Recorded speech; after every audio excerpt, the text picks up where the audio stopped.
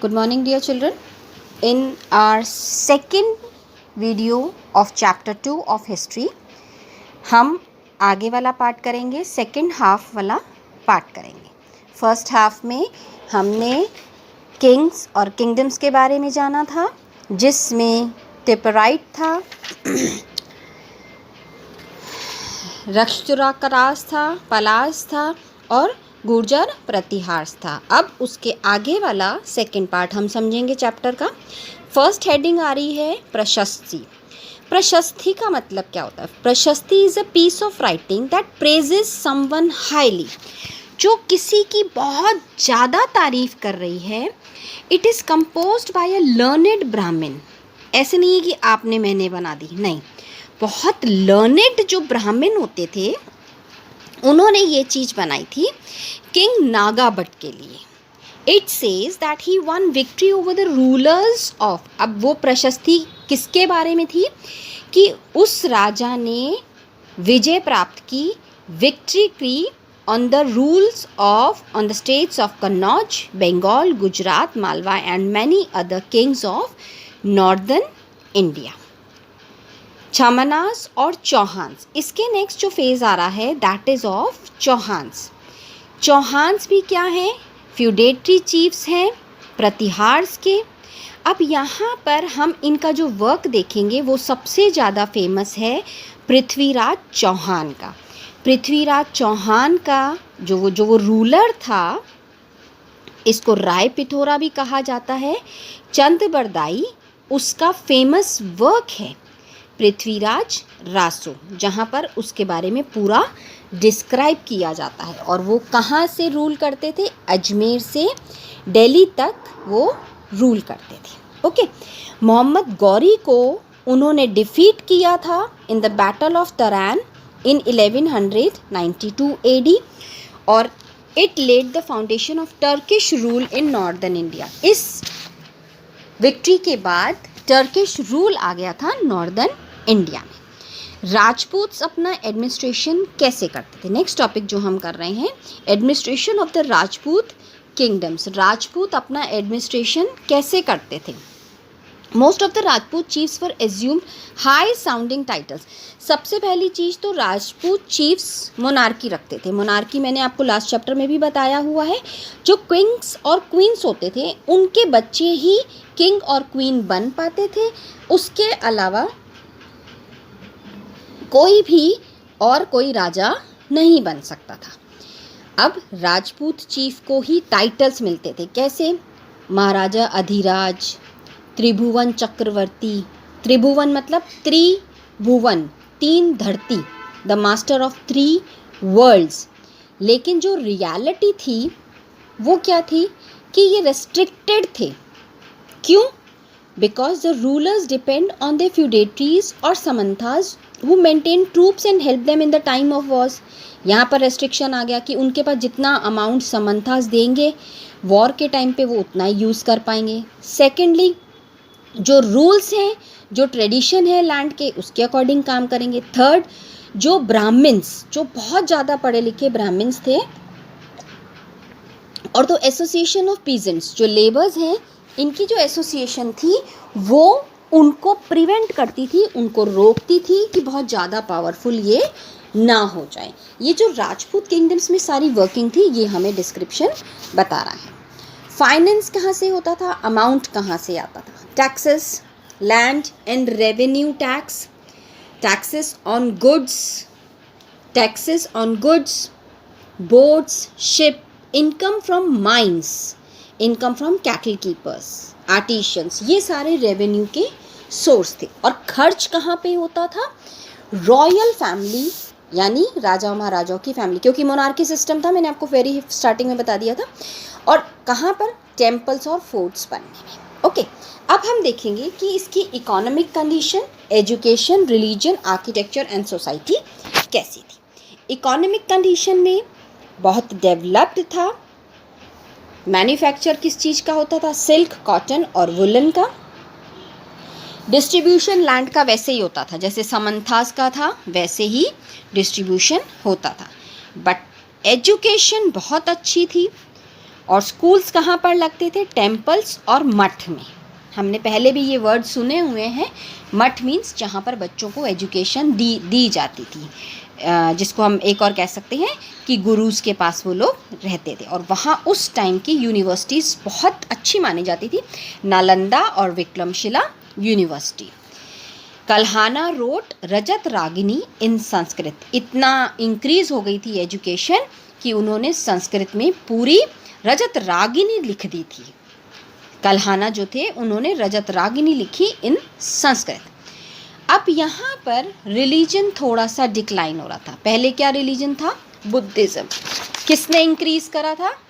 Buddhism increase करा था गुर्जरा ने, ठीक है, प्रतिहार्स ने, इन्होंने बुद्धिज़्म इंक्रीज़ करा। लेकिन यहाँ पर आते आते हिंदू रिलीजन इंक्रीज़ हो गया। यहाँ के जो राजा थे इन लोगों ने शिव, विष्णु और गॉडेस शक्ति की मूर्तियाँ बहुत सारी बनवाई, इन रिलीजन्स को इंक्रीज़ करा, बहुत भक्ति मूवमेंट्स लेड करे। अब आता है आर्किटेक्चर। ऐसा नहीं है कि बुद्धिज़्म बिल्कुल ख़त्म हो गया था, बंगाल और बिहार में था। जैनिज़्म भी इस टाइम पे बहुत पॉपुलर हो रहा था।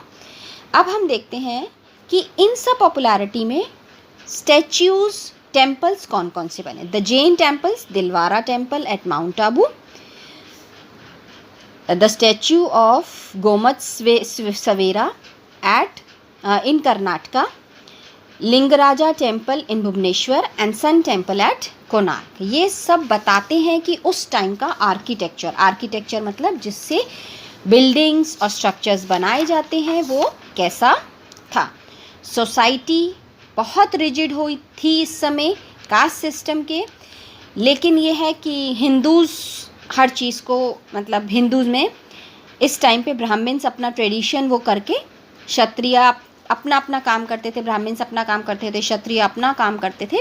Women of the upper class were given good education. अब यहाँ पर अगर एजुकेशन की हम सोच रहे हैं तो जो अपर क्लास की वुमेन थी उनको एजुकेशन मिलती थी, छोटे क्लासेस की गर्ल्स वुमेन को एजुकेशन नहीं दी जाती थी। अब इसके बाद आता है टर्किश।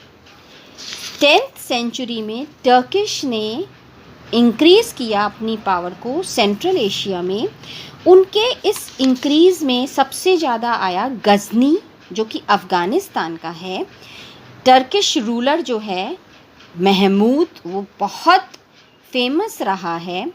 उसने थ्रोन ऑफ गज़नी को असेंड करा इन 1998 AD, और इंडिया में 17 टाइम्स उसने इन्वेड करा। इन्वेड मतलब इंडिया से 17 टाइम उसने लड़ाई करी। उसने बहुत चीज़ें तहस नहस करी, बहुत सारी गोल्ड ज्वेलरी वो लेके भी चला गया, गज़नी लेके चला गया। इन सब चीज़ों के कारण इसका इफ़ेक्ट क्या हुआ?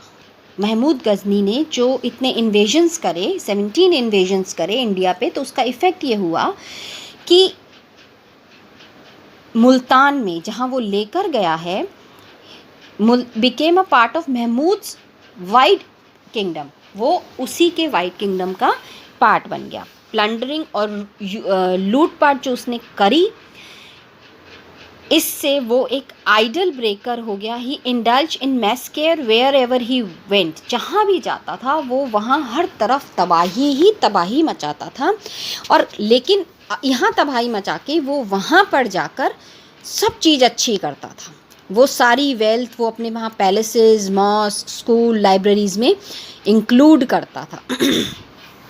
एल्बरूनी, a great scholar, visited India during this period. इन्होंने सारी चीज़ जो लिखी है वो हमें उस समय की पता चलती है। बहुत सारे लोग इंडिया से चले गए थे महमूद के इन्वेजन के बाद।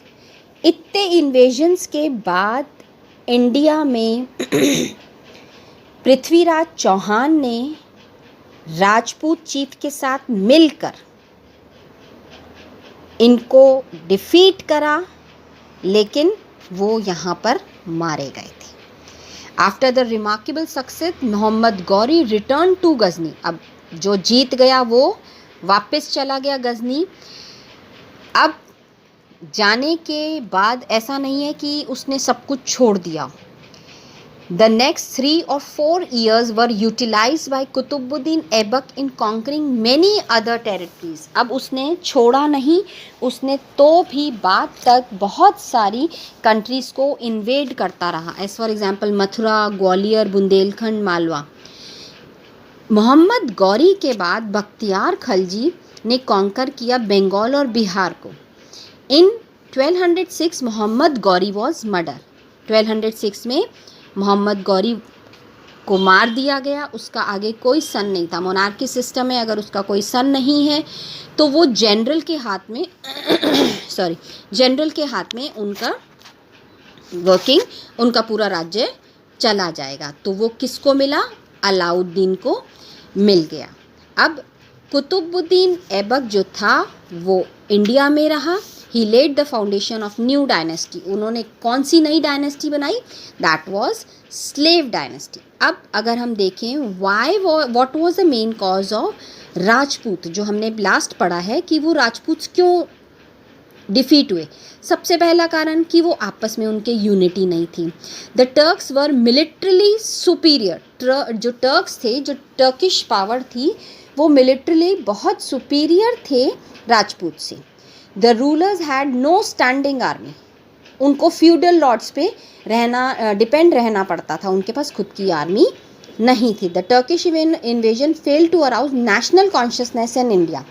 आपस में इनका कोऑर्डिनेशन बहुत कम था. The Turks were inspired by great religious enthusiasm. उनमें इतनी ज़्यादा रिलीजियस एंथुजियाज्म था कि उन्हें कोई फ़र्क नहीं पड़ता था. उनको सिर्फ ये था कि हमें इस्लाम को स्प्रेड करना है इंडिया में. Okay, here we complete the chapter 2 new kings and kingdoms AD 700 AD 1200. I will be sending you the work. Do your work neatly in your copies, whatever needed. जो कॉपी में करने का है वो copy में करेंगे, जो बुक में करने का है वो बुक में करेंगे. Okay, read the chapter properly and do your work neatly. Good day. Take care.